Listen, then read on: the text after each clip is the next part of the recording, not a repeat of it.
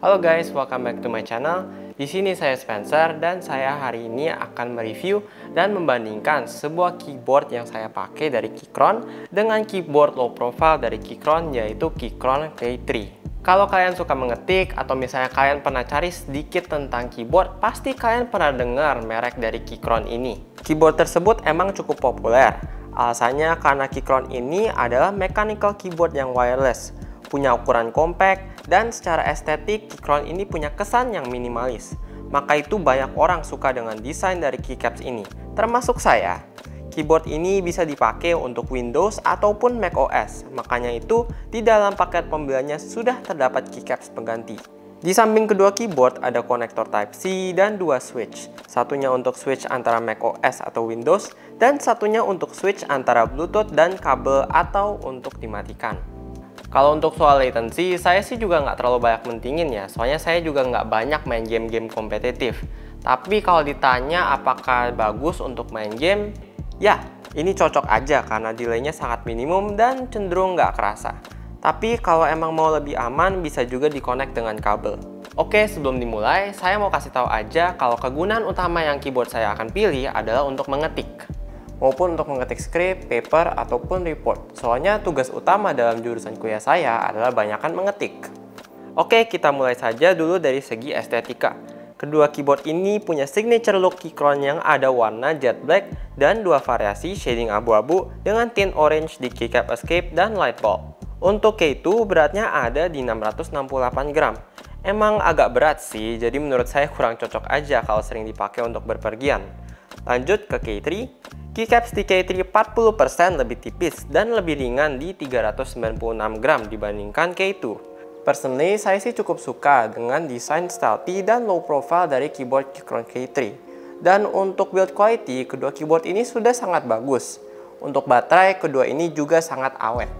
Keychron K2 punya baterai yang jauh lebih awet karena ketebalannya. Baterai tersebut punya kapasitas 4000 mAh yang bisa runtime up to 240 jam tanpa backlight dinyalakan. Sedangkan Keychron K3 hanya punya baterai 1400 mAh yang runtime-nya hanya di 99 jam tanpa backlight dinyalakan. Jadi untuk yang K2 saya pakai switch Gateron Red. Rasanya sih cukup silent dan emang pencetannya itu ringan. Jadi bikin PW untuk ngetik lama-lama. Ini adalah sound testnya.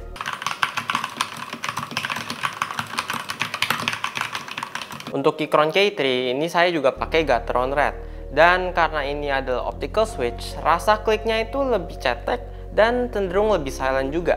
Ini adalah sound testnya.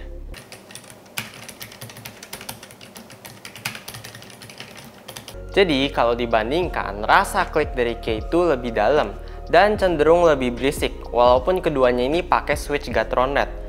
Kalau disuruh pilih sih, itu sih tergantung preferensi ya masing-masing. Kalau misalnya kalian suka kliknya yang lebih dalam, kalian boleh pilih K2. Dan kalau misalnya kalian suka yang lebih cetek, kalian boleh pilih K3. Lanjut ke ergonomik dari keyboardnya.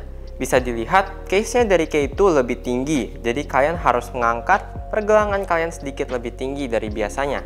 Tapi ini juga tergantung dengan posisi ngetik kalian. Kalau misalnya secara kalian mengetik floating, seharusnya nggak bakal ada masalah. Menurut saya, kalau untuk mengetik emang lebih satisfying sih di K2 karena key travelnya lebih dalam. Tapi kalau misalnya mau dipakai 2 ataupun 3 jam, kayaknya rasanya jadi pegel gitu kalau misalnya mau ngetik lama-lama. Nah, makanya itu Keychron K2 ini punya dua mode kaki. Ada mode yang keangkat sedikit dan keangkat lebih tinggi. Jadi kalian bisa sesuaiin aja. Sedangkan kalau K3 enggak bisa disesuaikan ketinggiannya. Dia cuma dikasih kaki yang bertekstur karet seperti ini. Walaupun begitu, saya sih lebih nyaman untuk mengetik di Keychron K3 kalau misalnya untuk mengetik jangka panjang, soalnya kliknya ini lebih cetek. Terakhir, untuk kecepatan typing. Saya kalau biasanya latihan mengetik pakai website yang namanya Monkey Type. Oke, kita mulai aja untuk yang K2. Hasilnya cukup oke dan di atas rata-rata. Tapi setelah saya pakai K3, kecepatan mengetik saya jadi serasa lebih cepat. Tapi nggak terlalu beda jauh dibanding K2. Bagian yang sama dari kedua keyboard ini adalah layout 50%-nya, material ABS pada keycaps-nya, dan backlight yang bisa kalian pilih antara white saja atau RGB. Dan itu adalah perbandingan dari keyboard Keychron K2 dan Keychron K3. Kira-kira keyboard mana ya yang akan saya pilih? Jawabannya adalah Keychron K3, karena keyboard ini low profile dan desainnya yang stealthy. Rasa kliknya sih emang lebih satisfying di K2, tapi saya lebih memilih K3 karena rasa kliknya itu lebih silent dan lebih cetek. Tapi balik lagi, ini sih tergantung preferensi masing-masing.